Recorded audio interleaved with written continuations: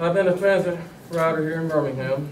I grew up in Inslee and Fairfield all of my life. I was born in 1952 and I've been a rider since 1952.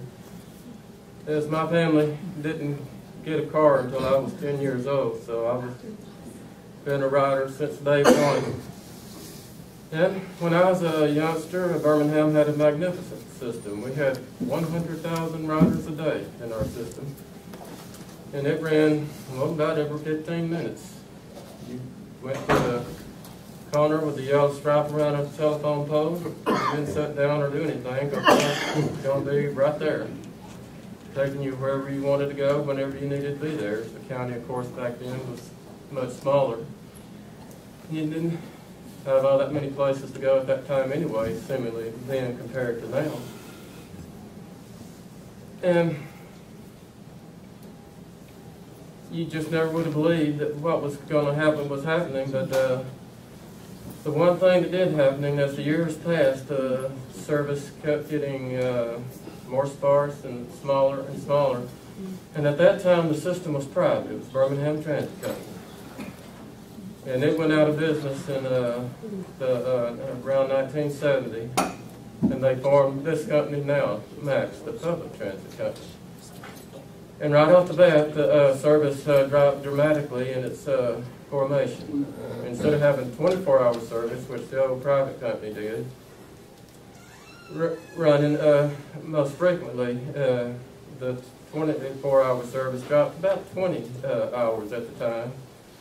And you saw the changes was coming immediately. And it also dropped fewer cities into fewer places. But the service, comparatively then, was still good to what we have now, but it's immediately continued to shrink. You could have left the 24 hours again. Mm-hmm. Well, that's what this reason we're forming, trying to organize you people, is to go back to what I was speaking of as I had as a youngster. But as the service continued to drop through the years, we got a senator in Senator Shelby into the late 90s. And he had us on the table a grant for us for $85 million. And all we had to raise was a few pennies from our local funds here. And that would brought us not only the 85 million, but it would have brought billions on down later.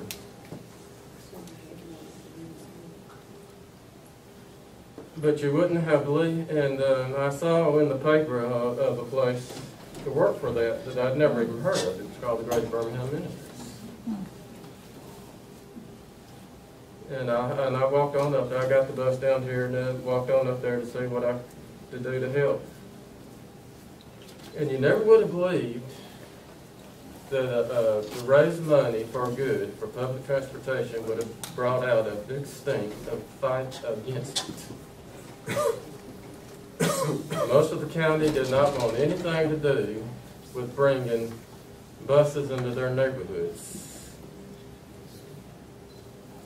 And the fight against it was something else. But while I was up there at the Greater Birmingham Ministries, I was meeting people that I'd never seen before, and two of them really impressed me. One was Robert Montgomery, and another one was Jesse Taranchi. And they was the ones who encouraged me to get into the transit advocacy movement.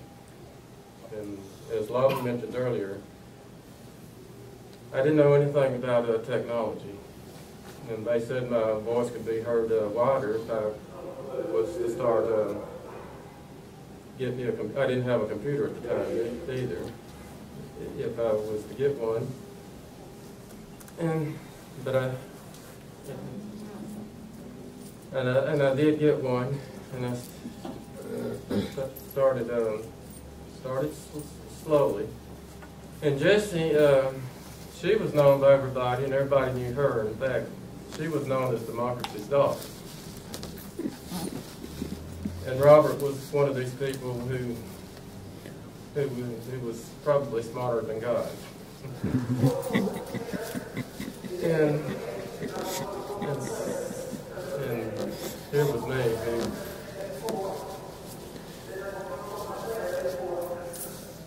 who was afraid of his own shadow.